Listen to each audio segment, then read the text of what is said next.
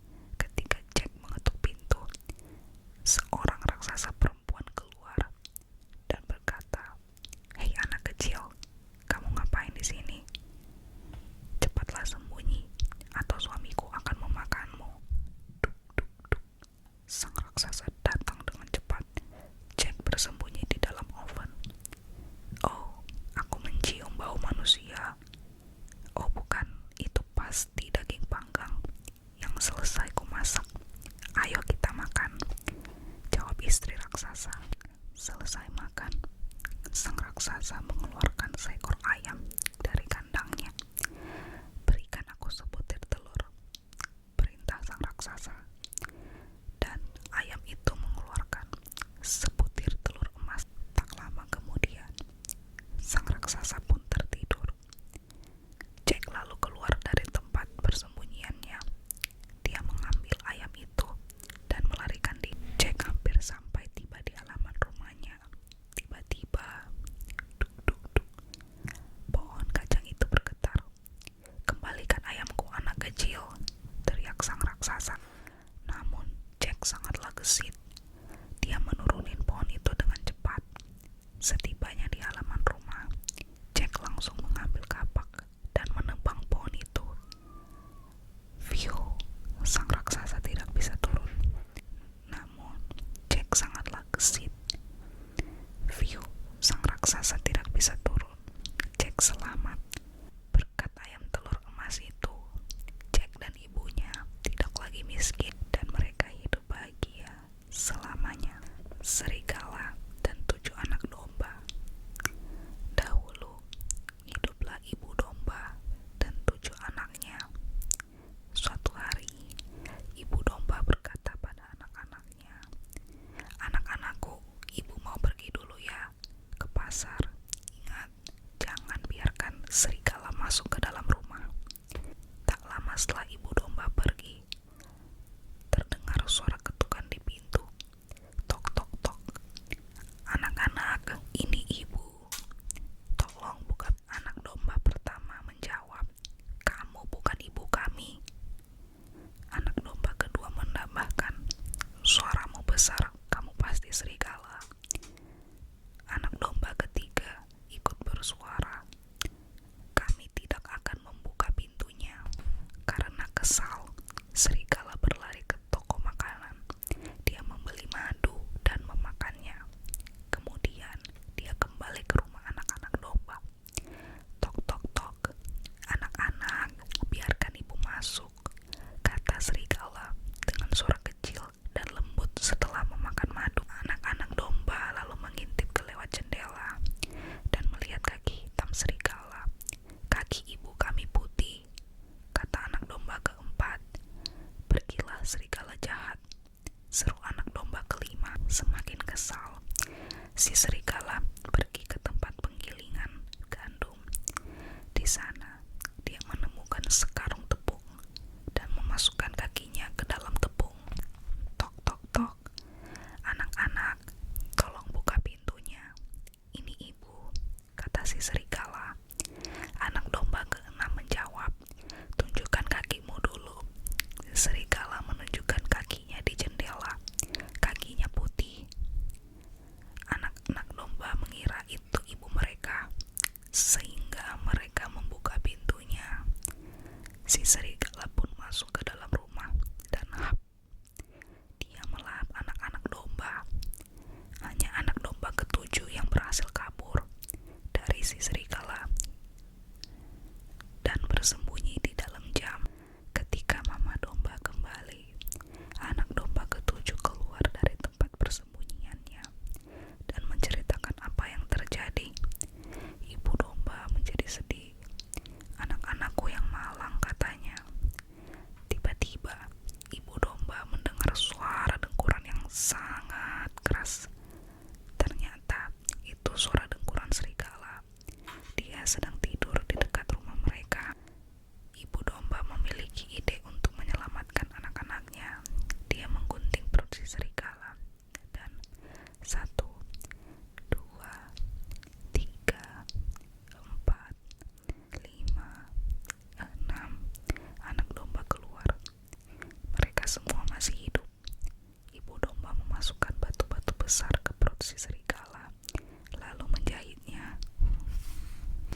Tak lama si serigala bangun dan merasa sangat haus. Dia pergi ke sumur untuk minum. Tapi karena batu-batu di perutnya sangat besar, piur, serigala jatuh ke dalam sumur ketika membungkuk untuk mengambil ember. Setelah itu, dia tidak pernah